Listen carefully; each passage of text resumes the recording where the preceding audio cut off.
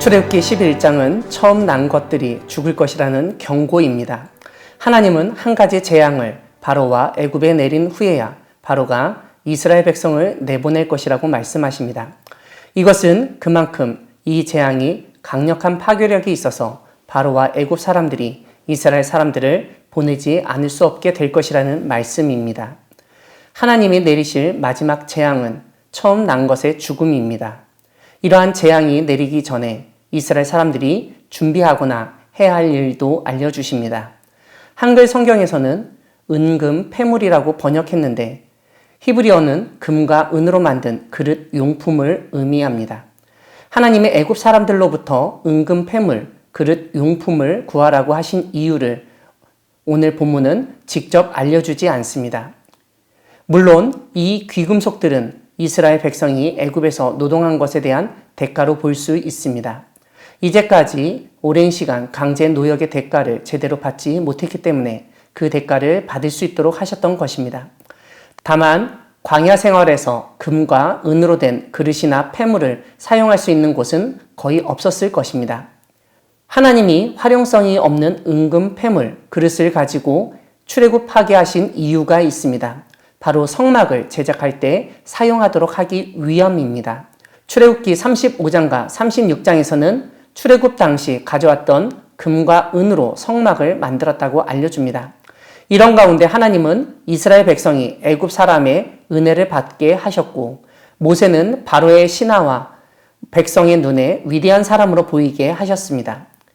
여기서 우리는 사람이 은혜를 베풀거나 어떤 사람을 판단하는 일도 하나님이 주관하신다는 사실을 깨닫게 됩니다.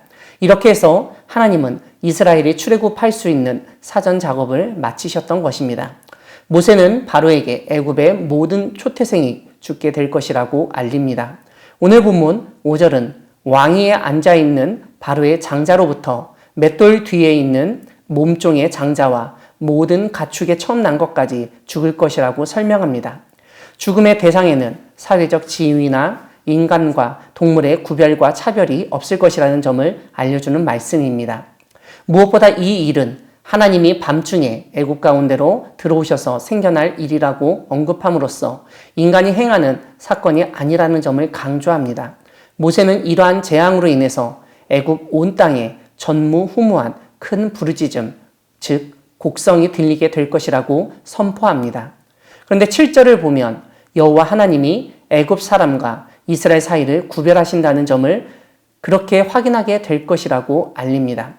이것은 이스라엘 사람들이나 짐승 중 처음 태어난 것은 애굽 사람이나 애굽의 짐승처럼 죽지 않을 것이라는 뜻입니다. 모세는 바로의 모든 신하가 자신에게 절하며 이스라엘이 나가라고 한 후에야 나갈 것이라고 전하고 바로에게서 나옵니다. 하나님은 모세에게 바로가 말을 듣지 않을 것이라고 알려주시며 애굽 땅에서 기적을 더 하시겠다고 말씀하십니다. 그러면서 하나님이 바로의 마음을 완악하게 하셨다고 설명합니다. 사랑하는 광야교회 성도 여러분, 하나님은 애굽 온 땅에 전무후무한 큰 부르짖음이 있게 하실 수 있는 전능하신 분이십니다. 애굽 온 땅에 전무후무한 큰 부르짖음이 있게 되는 사건은 다름 아니라 처음 태어난 모든 것이 죽게 되기 때문입니다. 하나님은 처음 태어난 것이 죽는 치명적인 재앙을 내리심으로써 생명이 하나님으로부터 비롯되고 그 생명을 하나님이 다시 거두실 수 있다는 사실을 일깨우십니다. 이와 함께 하나님은 이 마지막 재앙이 애굽에 있던 사람과 짐승 모두에게 임하게 하십니다. 살아있는 생물은 그 무엇이든지 죽는다는 공통점을 가지고 있습니다.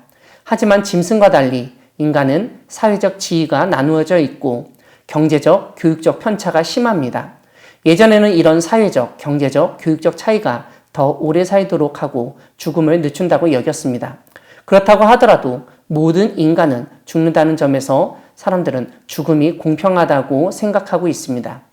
이것은 돈이 없거나 교육을 덜 받은 사람만 먼저 죽는 것이 아니라는 점, 오히려 돈이 많고 교육 수준이 높고 심지어 권력을 가지고 있더라도 죽음을 피할 수 없다는 점을 의미합니다.